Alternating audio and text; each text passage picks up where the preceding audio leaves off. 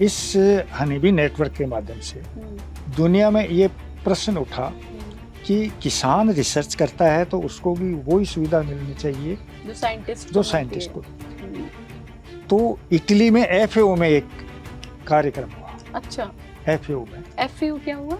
Food and Agriculture Organization of United Nation. Okay, तो UNO का है वो, उसका हेड ऑफिस इटली में है, रोम में है। अच्छा, और वहाँ ये प्रश्न उठा कि क्या किसान के पास ऐसी मतलब रिसर्च होती है जो साइंटिस्ट के लेवल की हो। तो किसान को बुलाओ, तो एक किसान को बुलाना था पूरी दुनिया से, और हमें उसका सौभाग्य मिला। वाह, तालियां बजने वाली बात है ये। और ये कौन से सन की बात है?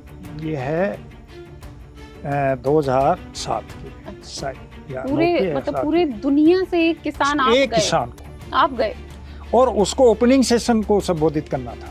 रोम गए आप? हाँ, क्योंकि ओपनिंग सेशन में सारी डिग्निटरीज होती है। अच्छा। कि क्या किसान के पास ऐसी रिसर्च होती है, वो देखने के लिए सारी वो जो भी पूरी दुनिया की होती है वो ओपनिंग सेशन में होती है। बाद में सब चले जाते हैं और डिस्कशन चलता रहता है। वो सौभाग्य ओपनिंग सेशन को संबोधित करने में हमें मिला।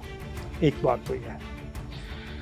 उसी नेटवर्क के माध्यम से प्रश्न ये उठा कि किसान की वैरायटी हो या टेक्निक हो, उसका पेटेंट होना चाहिए। पेटेंट होना चाहिए, बिल्कुल कॉपीराइट जैसे होता है। तो विश्व बौद्धिक संपदा संगठन का जो कार्यालय है वो जिनेवा में है। अच्छा, हाँ जी, पूरी बिल्कुल जिनेवा में। हाँ। वाइपो है। तो वहाँ ये हुआ कि क्या पेटेंट लाइक टेक्निक होती है, ऐसी होती भी है। हाँ। तो उसके लिए भी एक किसान को जाना था। हाँ।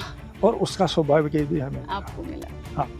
और फिर UNO की जो यूनिवर्सिटी है, UNO से संचालित, वो मॉन्ट्रियल में है। अच्छा। वहाँ भी जाने का मौका मिला, ओटावा भी जाने का मौका मिला। टोरंटो एग्रीकल्चर यूनिवर्सिटी, उन्होंने तो यही कहा, मेरा जो लेक्चर था उसको सुन के कहा आप तो यहीं रह जाओ। अच्छा। हमारी फैकल्टी को पढ़ाओ। हाँ। इतना ज्ञान नहीं है हमारी फैकल्टी के पास। हाँ। और किसानों के पास तो बिल्कुल नहीं है कि यहाँ बायोडाइवर्सिटी नाम की कोई चीज़ नहीं है। आपको एक ही गेहूँ की वैरायटी मिलेगी, एक ही सरसों की वैरायटी मिलेगी, एक ही सोयाबीन की मिलेगी। मैंने कहा भाई मैं तो अपने देश में ही रहूँगा। हाँ, वो छोड़ूंगा अपना देश।